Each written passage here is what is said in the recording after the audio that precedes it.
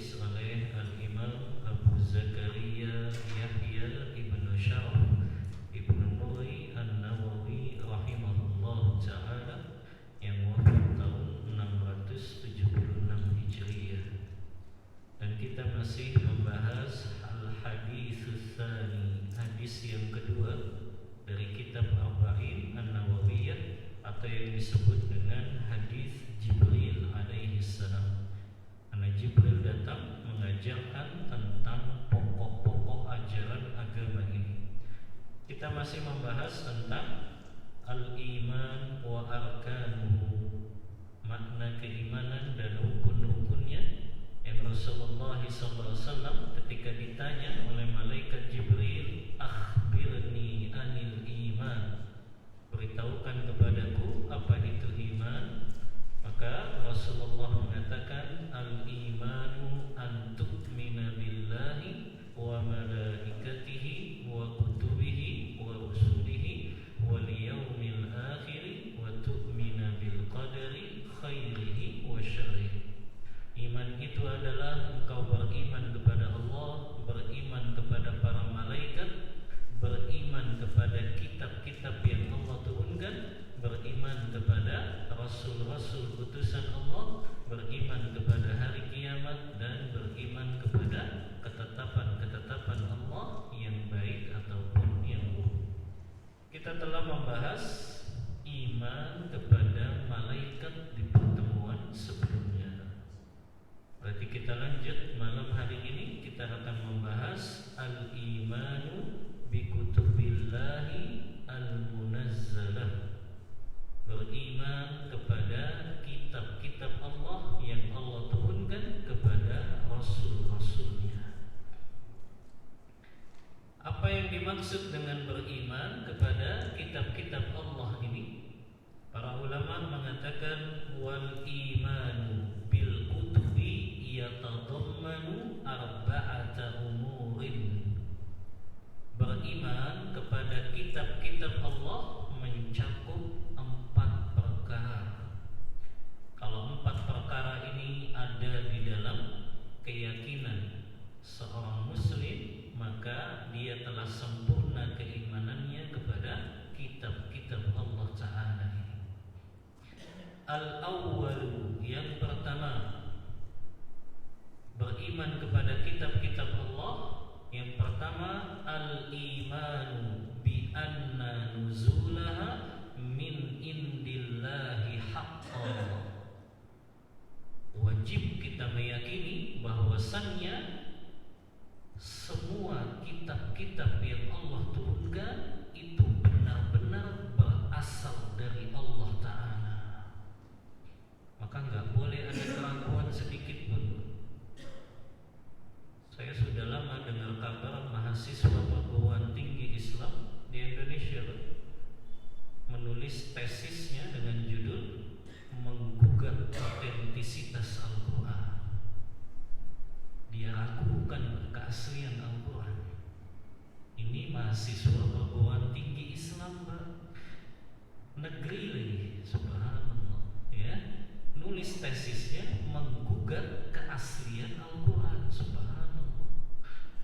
Ya, sama saja dia meragukan Al-Quran ini dari Allah Ta'ala. Mengerikan sekali, Pak, karena metodologi yang digunakan metodologinya orientalis. Ya, mereka kritik isi Al-Quran yang gak sesuai dengan akal mereka. Ya, mereka hancurkan bangunan keilmuan yang telah dirumuskan oleh para ulama. Awal Mei kemarin, Pak, kalau Bapak dengar di berita, di Surabaya itu ada Surabaya Chapter. Mereka membuat piagam Surabaya yang di situ mereka menuntut kesetaraan gender. Perempuan harus sama dengan kaum laki-laki. Itu profesor, Pak. Ya, profesor-profesor didatangkan dari Amerika, dari Iran. Mereka membuat deklarasi bersama perguruan tinggi Islam di sana yang mereka menuntut adanya equal, kesamaan antara kaum laki-laki dan perempuan. Kita ada di zaman yang luar biasa, alhamdulillah. akal logikanya, bukan dengan pemahaman para sahabat, bukan dengan pemahaman para tabi'in dan tabi'ut tabi'in. Makanya keluarlah ya fatwa-fatwa yang menyimpang dari mereka, karena pemahamannya dengan akal logika. Semua ayat Al-Quran, semua hadis Rasulullah yang gak sesuai dengan akal logika mereka, mereka tolak. Ini kan bahaya sekali, ini metodologinya orientalis kayak gini. Ya, semua ayat Al-Quran, hadis-hadis Rasulullah yang padahal sahih, riwayatnya Bukhari dan Muslim, mereka tolak kalau itu gak sesuai dengan akal logika mereka. Maka ini Pak, jangan sampai ada di antara anak-anak kita yang kuliahnya perguruan tinggi Islam tapi kok meragukan keaslian Al-Quran. Subhanallah, ya. Apa yang dipelajari di dalam kampus-kampus tersebut kalau mereka sudah meragukan Al-Quranul Karim asli dari Allah Ta'ala? Maka ini Pak, harus wajib ada keyakinan seyakin-yakinnya di dalam hati kita. Semua kitab-kitab yang Allah turunkan, ada berapa Pak kitab-kitab Allah? Wallahu a'lam jumlahnya, kata para ulama kita tidak mengetahuinya tepatnya berapa. Hanya yang Allah kabarkan di dalam Al-Quran ada 5 saja. Adapun jumlah tepatnya kita tidak tahu. Ya, ada hadis yang mengatakan jumlahnya 104 kitab. Tapi ternyata setelah diteliti oleh para ulama, hadis ini hadisnya palsu, yang mengatakan jumlah kitab yang diturunkan oleh Allah itu jumlahnya ratusan.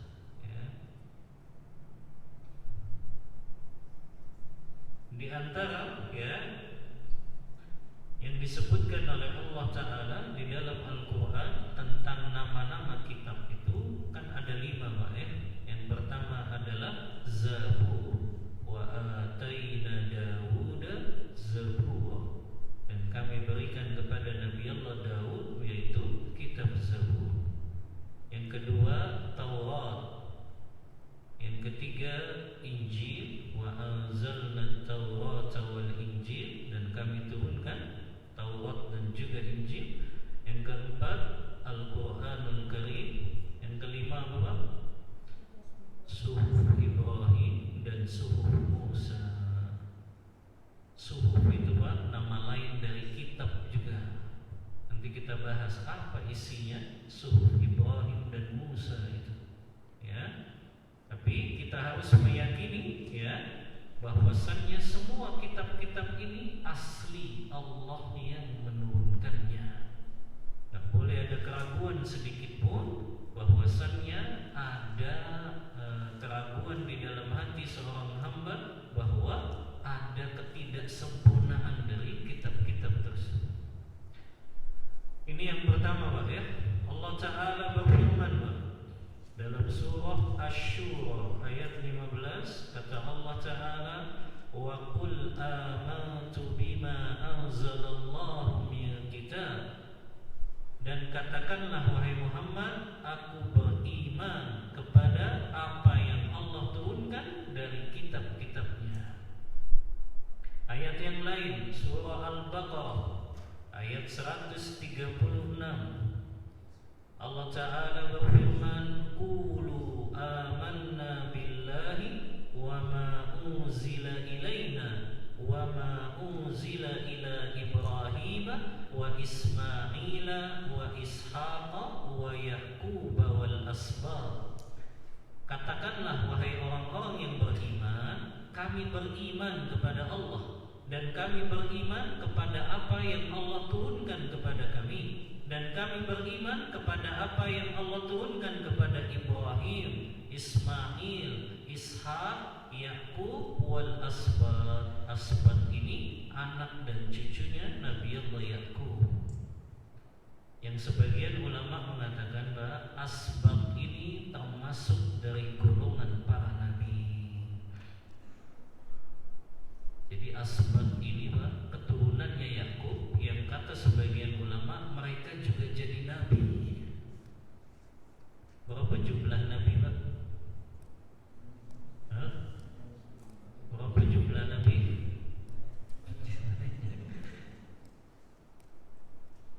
nantilah ya kita bahas kalau iman kepada Nabi dan Rasul. Jumlahnya dalam hadis yang disahihkan oleh Syekh Al-Albani dalam riwayat Tirmidzi, sahabat Abu Dzar pernah bertanya, Pak, kam iddatul anbiya, berapa jumlah para nabi wahai Rasulullah? Maka Rasulullah mengatakan mi'atu alfin wa arba'ah wa ishruna alfan. Berapa tuh, Pak?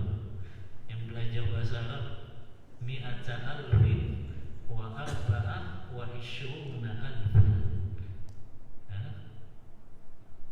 Mi'atu alf berapa? 124.000 jumlah para nabi saja. Ya. Makanya asbab keturunannya Nabi Allah Yakub itu digolongkan mereka juga termasuk para nabi. Tapi yang Allah sebutkan hanya Yusuf saja. Padahal semua keturunannya ada berapa, Pak? Anaknya Nabi Allah Yakub 12. Ya. Hanya satu yang disebutkan di dalam Al-Quran, Nabi Allah Yusuf, padahal 11-nya lagi pun mereka juga para nabi. Allah Rasul berapa, Pak? Ditanya juga Rasulullah oleh Abu Dzar, kamil mursalun, berapa jumlah para rasul wahai Rasulullah? Maka Rasulullah menjawab, thalathami'atin wa bid'ata asyar. Dalam riwayat lain, thalathami'atin wa khamsata asyar.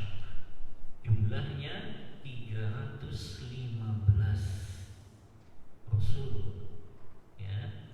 Tapi yang Allah ceritakan kepada kita hanya 25 nabi dan rasul saja. Walaupun ada nabi-nabi yang berasal yang Rasulullah ceritakan dalam hadis-hadis. Tapi nanti kalau kita bahas iman kepada nabi dan rasul. Kemudian juga kata Allah Ta'ala, wa ma utiya Musa wa Isa wa ma utiya an-nabiyyuna min rabbihim la nufarriqu baina ahadin minhum wa nahnu lahu muslimun. Dan kami beriman dengan apa yang diberikan kepada nabi-nabi dari Rabb-Nya, dan kami tidak membedakan salah seorang di antara mereka, dan kami termasuk orang-orang yang berserah diri. Maka ini dalil bahwa wajib mengimani keaslian kitab-kitab Allah. Walaupun memang yang terjaga, yang terjaga dari distorsi, dari penyelewengan, dari perubahan, itu hanya Al-Quran saja. Inilah yang membuat orang-orang Syiah itu sesat, karena mereka menganggap Al-Quran itu telah diubah oleh para sahabat, kata mereka. Bagaimana mereka meyakini Al-Quran telah diubah, padahal Allah yang menjamin, Allah jaga keaslian Al-Quran sampai hari kiamat nanti. Oh, ayatnya jelas, surah Al-Hijr ayat yang 9, inna nahnu nazzalna dzikra wa inna lahu lahafizun. Kami yang menurunkan az-zikra, nama lain dari Al-Quran, dan kami yang akan menjaganya, kata Allah. Maknanya Al-Quran ini gak akan pernah bisa dipalsukan, dirubah, diselewengkan, karena Allah yang jamin. Itulah kenapa kesesatan orang-orang Syiah itu gitu. Mereka menganggap, oh, Al-Quran yang ada sekarang sudah diubah. Ya, Al-Quran yang ada sekarang tidak sempurna. Ya. Maka inilah yang harus kita jaga. Dalam akidah kita meyakini kitab-kitab Allah yang Allah jaga sampai hari kiamat, Al-Quranul Karim. Adapun kitab-kitab sebelumnya memang tidak ada jaminan Allah akan menjaga keasliannya. Tapi itu asli, turun dari Allah, kita wajib mengimaninya. Ini yang pertama, makna beriman kepada kitab-kitab Allah, yaitu kita mengimani bahwasannya kitab-kitab Allah itu Allah yang langsung menurunkannya kepada para nabi dan rasul. Yang kedua, Pak, makna iman bi kutubillah. Makna iman kepada kitab-kitab Allah adalah al-imanu bi asma'ihi allati na'rifu ismahu minha wa amma ma alimna ismahu fa nu'minu bihi ijmalan. Yang kedua, Pak, makna beriman kepada kitab-kitab Allah, kita mengimani nama-nama kitab-kitab Allah yang Allah sebutkan secara terperinci. Adapun kitab-kitab Allah yang kita tidak ketahui namanya, maka cukup kita mengimaninya secara global saja. Karena tadi, Pak, ya, kita tidak tahu berapa tepatnya jumlah kitab-kitab Allah ini. Yang kita tahu hanya yang Allah sebutkan dalam Al-Quran, yang jumlahnya 5 kitab tadi, ya, yaitu kitab Zabur, Taurat, Injil, Al-Quran, dan juga Suhuf Ibrahim dan Suhuf Musa. Al-Imam Ibn Qayyim Al-Jauziyah menjelaskan secara umum isi kitab-kitab yang Allah turunkan ini, Pak, mencakup 3 perkara. Tadi, Pak, ya, Zabur, Taurat, Injil, Al-Quran, Suhuf Ibrahim dan Suhuf Musa secara umum, Pak, memiliki 3 perkara yang selalu ada di dalam kitab-kitab tersebut. Apa saja itu? Kata Imam Ibn Qayyim, yang pertama tentang iman kepada Allah Ta'ala. Semua kitab-kitab itu mengajarkan iman kepada Allah yang benar. Makanya di antara landasan pokok ajaran agama Islam itu kan tauhid.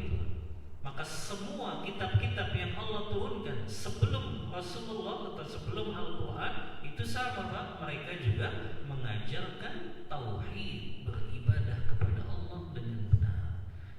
Makanya Allah katakan, walaqad ba'atsna fi kulli ummatin rasulan an i'budullaha wajtanibut taghut. Karena di dalam kitab-kitab yang diturunkan oleh Allah pasti di dalamnya ada makna iman kepada Allah yang benar.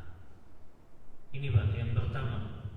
Yang kedua, kitab-kitab yang Allah turunkan ini mengajarkan al-imanu bil yaumil akhir, iman kepada hari kiamat, kepada kampung akhirat. Itu sama, Pak.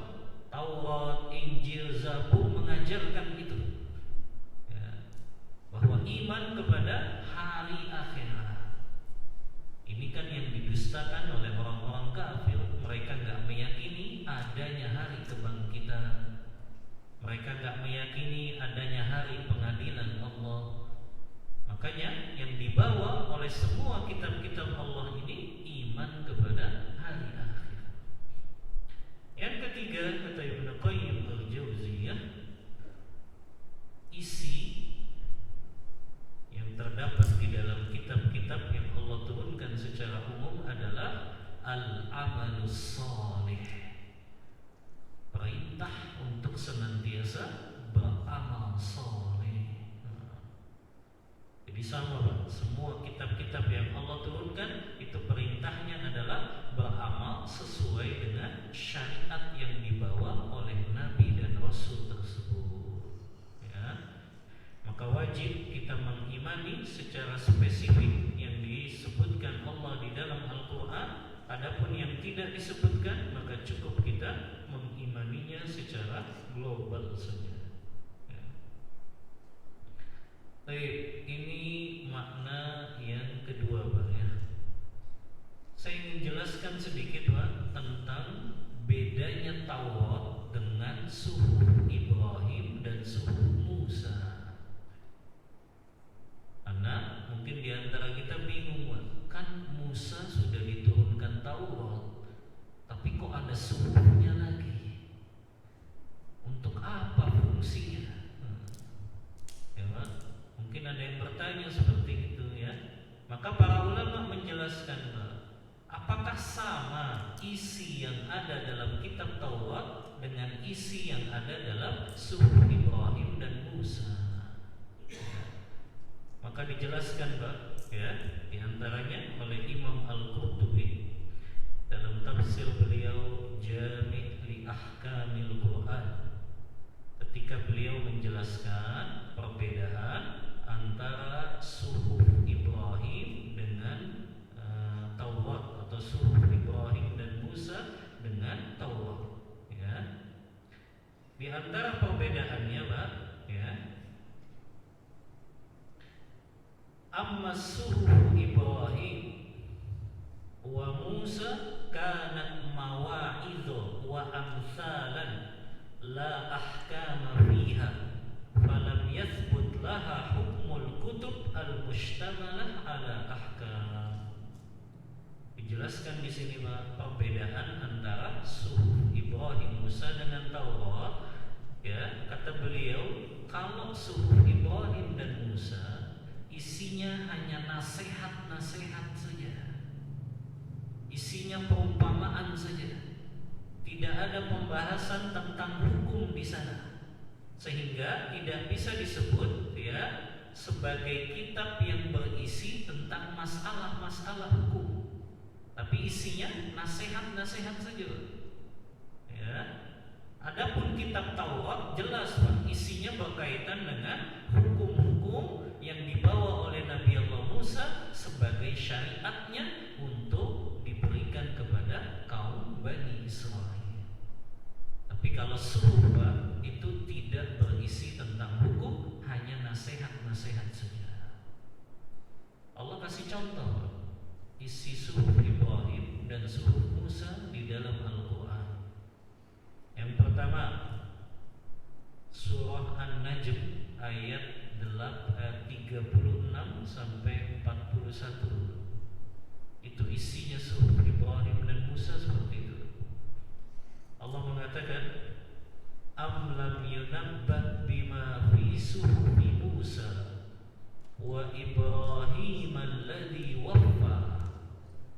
Apakah belum diberitakan kepadamu wahai Muhammad apa yang ada pada suhufnya Musa dan juga apa yang ada dalam suhufnya Ibrahim yang selalu menyempurnakan janjinya. Maka dari ayat 38 sampai 41 itu dijelaskan isinya suhuf Ibrahim Musa itu apa? Di antaranya alla taziru waziratu wizra ukhra. Seseorang yang berdosa tidak akan memikul dosa orang lain. Yang kedua, wa allaisa lil insani ma sa'a.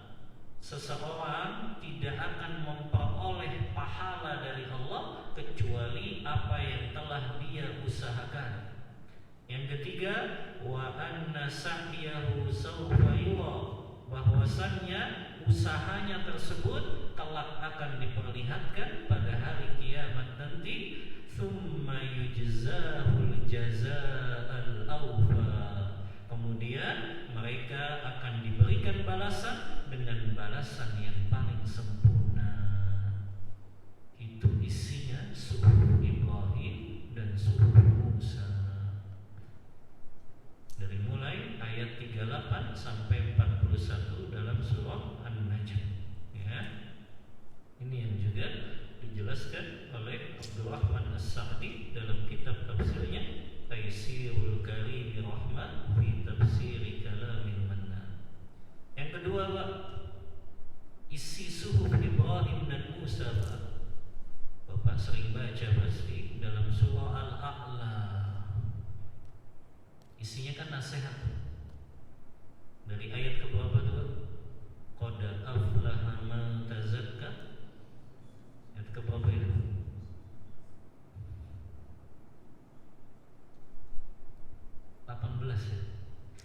Ya? Iya, silakan dilihat ayatnya. Pokoknya itu isinya suhuf Ibrahim dan Musa, diantaranya qad aflaha man tazakka. Sungguh beruntung, sungguh sukses orang yang menyucikan jiwanya. Wa dzakara asma rabbih fasalla. indikator kesuksesan itu 3 kata Allah. Ya. Yang pertama, man tazakka, orang yang selalu menyucikan jiwanya. Yang kedua, wa dzakara asma rabbih, orang yang selalu berzikir, mengingat Allah, mengingat nama-namanya. Yang ketiga, shalla, orang yang senantiasa menjaga salatnya. Ya. Bal tu'thirunal hayatad dunya. Ini kan nasihat. Tapi kalian lebih mengutamakan kehidupan dunia. Kita diingatkan dengan ayat ini. Ini suhuf Ibrahim dan Musa juga isinya ini. Bal tu'thirunal hayatad dunya. Kalian lebih mengutamakan kehidupan dunia. Apa yang menyebabkan orang lalai sholat berjamaah di masjid? Dunia. Apa yang menyebabkan seseorang tidak mau menegakkan sunnah-sunnah Rasulullah? Dunia. Makanya kan ayat ini dianjurkan untuk kita baca setiap malam, Pak, ya? Dalam sholat apa, Pak? Sholat witir. Biar kita ingat tuh, Pak, di malam hari. Bal tu'thirunal hayatad dunya. Kalian lebih mengutamakan kehidupan dunia. Ya, makanya disyariatkan, Pak. Kalau witirnya 3 rakaat, Pak. Kalau witirnya 3 rakaat, ya, dianjurkan baca Al-A'la rakaat pertama, Al-Kafirun rakaat kedua, dan Al-Ikhlas rakaat yang ketiga. Itulah, Pak, Rasulullah tidak pernah meninggalkan 2 sholat sunnah, baik beliau dalam keadaan safar maupun beliau dalam keadaan mukim. Apa sholat sunnah itu? Yang pertama sholat sunnah witir, Rasulullah nggak pernah tinggalkan, baik beliau mukim maupun safar. Yang kedua, sholat sunnah 2 rakaat sebelum subuh. Sholat sunnah 2 rakaat sebelum subuh beliau juga tidak pernah tinggalkan, baik beliau dalam keadaan mukim maupun beliau dalam keadaan safar. Ya. Bal tu'thirunal hayatad dunya wal akhiratu khairu wa abqa. Tapi kalian lebih mengutamakan kehidupan dunia, dan akhirat itu jauh lebih baik dan lebih kekal.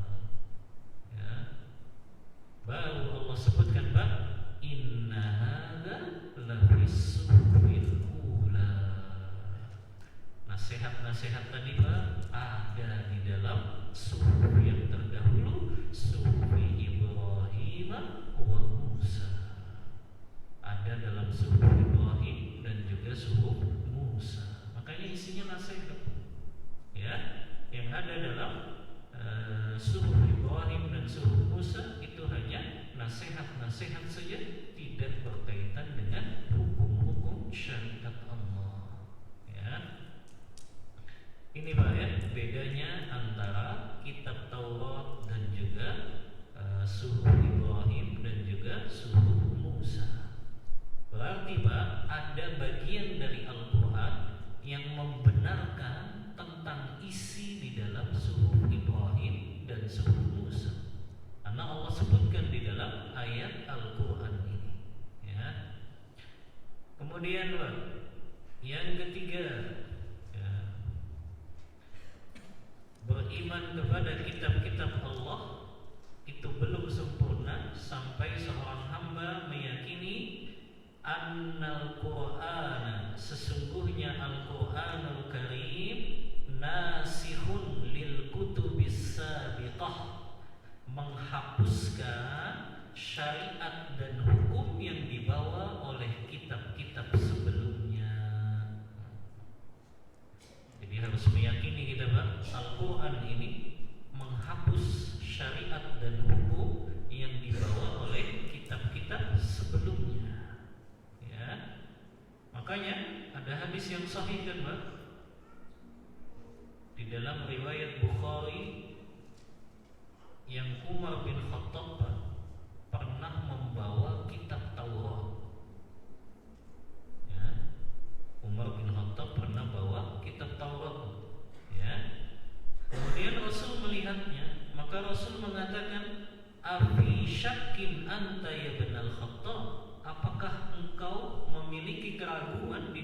hatimu tentang Al-Quran ini, wahai Umar bin Khattab.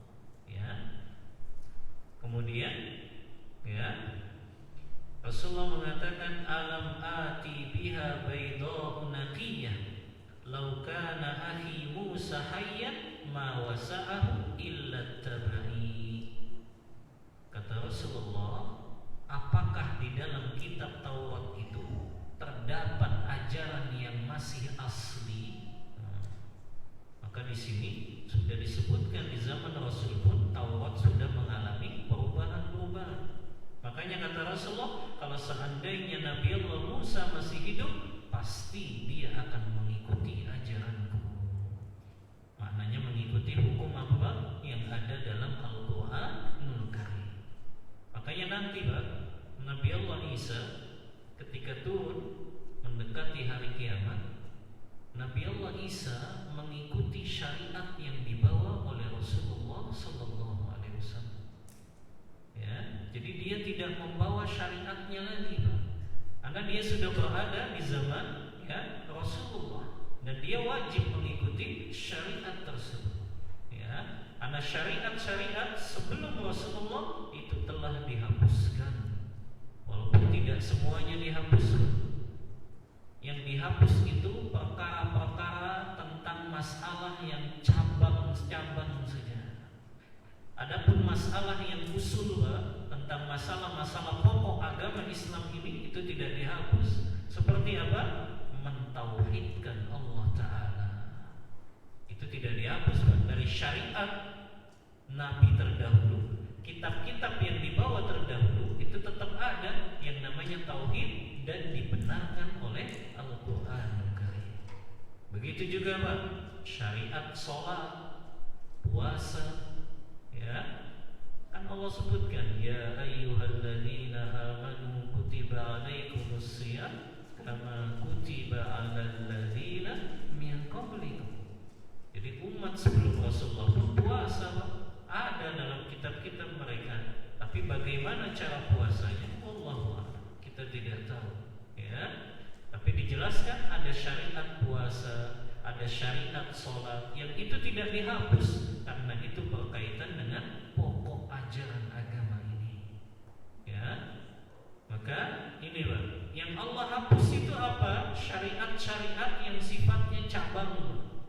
Misalnya di zaman Nabi Allah Musa, kalau orang mau bertaubat Pak, dia harus bunuh dirinya. Kalau mau taubat harus bunuh diri Pak. Kayak apa tuh yang di Jepang? Yang di Jepang tuh apa? Hah? Apa? Ninja. Harakiri. Kok jadi ninja atau iya, harakiri kan begitu ya. Mereka kalau ingin menembus kesalahannya, mereka bunuh diri. Ini syariatnya Nabi Allah Musa begitu. Wa idz qala Musa liqaumihi ya qaumi innakum zalamtum anfusakum bittikhadhikumul ijla fatubu ila bari'ikum faqtulu anfusakum. Kalau kalian mau taubat, taubatlah ya kepada Allah dengan cara membunuh diri-diri kalian sendiri.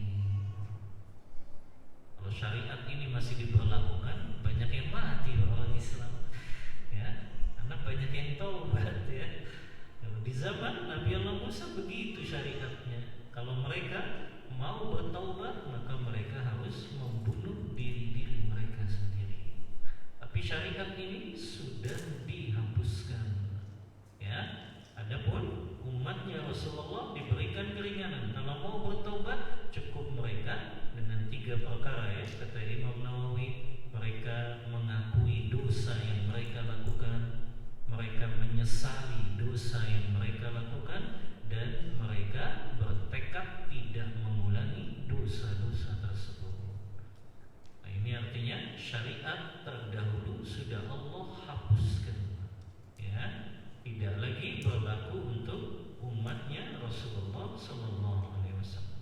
Ya, begitu juga Pak. Bapak mungkin kalau dalam kitab tafsir itu banyak baca tentang kisah-kisah Israiliyat.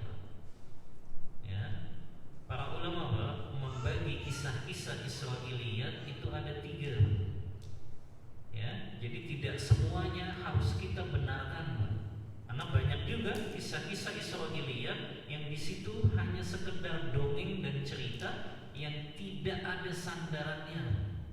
Ya. Dulu orang Yahudi kan pernah berkata, kalau kalian mendatangi istri kalian dari belakang, nanti akan lahir anak yang matanya juling. Gitu. Itu kan kisah Israiliyat tuh. Makanya Allah bantah, ya. Allah katakan nisa'ukum harthul lakum fa'tu harthakum anna syi'tum. Istri-istri kalian adalah ladang bagi kalian, maka silakan kalian datangi dari arah manapun. Maksudnya ya dari arah manapun di sini sama Pak, maksudnya tepat di bagian yang memang di situ bisa melahirkan Pak, bukan di dubur gitu ya. Kalau di dubur ulama sepakat memang tidak boleh dan haram hukumnya. Tapi orang Yahudi menganggap Pak, kalau mendatangi kubur seorang istri tapi dari belakang akan lahir anak yang matanya juling katanya. Ini kisah Israiliyat Pak, yang gak boleh kita percayai. Makanya Allah bantah tadi dengan nisa'ukum harthul lakum fa'tu harthakum anna syi'tum. Makanya ulama membagi kisah Israiliyat menjadi 3 macam. Yang pertama, ma'alimna sidquhu fayusaddaq. Yang Al-Quran memang membenarkan kisah tersebut, maka wajib kita meyakininya. Ini yang berkaitan dengan yang pertama. Ya, contoh Pak, Rasulullah pernah berjumpa dengan orang Yahudi. Kemudian orang Yahudi itu berkata kepada Rasulullah, "Ya Muhammad, inna najidu annallaha yaj'alu samawat ala usbu' wa sa'il khalaik ala usbu' fayaqul ana al-malik."